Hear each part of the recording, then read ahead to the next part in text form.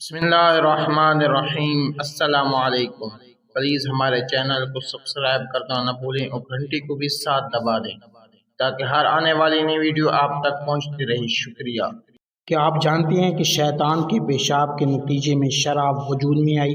مرحوم مجلسی رحمۃ اللہ علیہ حضرت امام جعفر صادق علیہ السلام سے نقل کرتے کہ خداوند عالم نے حضرت آدم علیہ السلام کے ہمراہ 140 پھل اور میوہ جات جنت سے زمین پر بھیجی۔ ان میں سے 40 وہ پھل تھے جو کہ مکمل طور پر کھائے جاتے تھے اور ان کا کوئی حصہ پھینکنے میں نہیں جاتا تھا۔ ان میں انجیر و انگور وغیرہ شامل تھے اور 40 قسم کے پھل ایسے تھے کہ جن کا ظاہری حصہ پھینک دیا جاتا تھا اور اندرونی حصہ کھایا جاتا تھا، جیسے بادام، اخروٹ، فندق وغیرہ، جبکہ 40 ایسے پھل تھے جن کا اوپری حصہ کھایا جاتا تھا اور اندرونی حصہ پھینک دیا جاتا تھا، جیسے خوبانی اور آلوچہ وغیرہ۔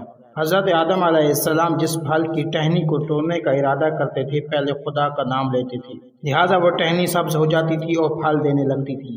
حضرت حوا جب ان ٹہنیوں کی کاشت کرتی تھیں تو اگرچہ وہ بھی خدا کا نام لیتی تھیں، اس لیے ان کی ٹہنی سبز تو ہو جاتی تھی مگر پھل نہیں دیتی تھی۔ اگر آدم علیہ السلام نے حوا علیہ السلام کو تمام ٹہنیاں توڑ کر دی ہوتی تو آج روئے زمین پر کوئی بے ثمر درخت نہ ہوتا۔ حضرت آدم علیہ السلام جس ٹہنی کی کاشت کرنا چاہتے تھے، شیطان کوئی مخالفت نہ کرتا تھا، لیکن جب انگور اور خرما لگانے کا وقت آیا تو شیطان نے کہا مجھے بھی شریک کرو اور ان درختوں سے مجھے بھی حصہ دو ورنہ میں انہیں سرسبز ہونے نہ دوں گا۔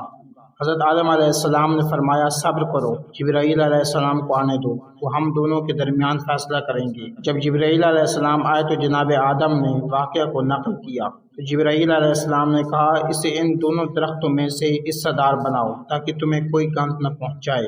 حضرت آدم علیہ السلام نے فرمایا ان درختوں کے ایک تہائی تمہارا ہوگا، تو شیطان نے قبول نہ کیا۔ حضرت آدم علیہ السلام نے کہا آدھا تمہارا اور آدھا میرا ہوگا، پھر بھی شیطان راضی نہ ہوا اور کہا کہ اگر اس کا 2/3 مجھے دو گے تو مجھے اعتراض نہ ہوگا۔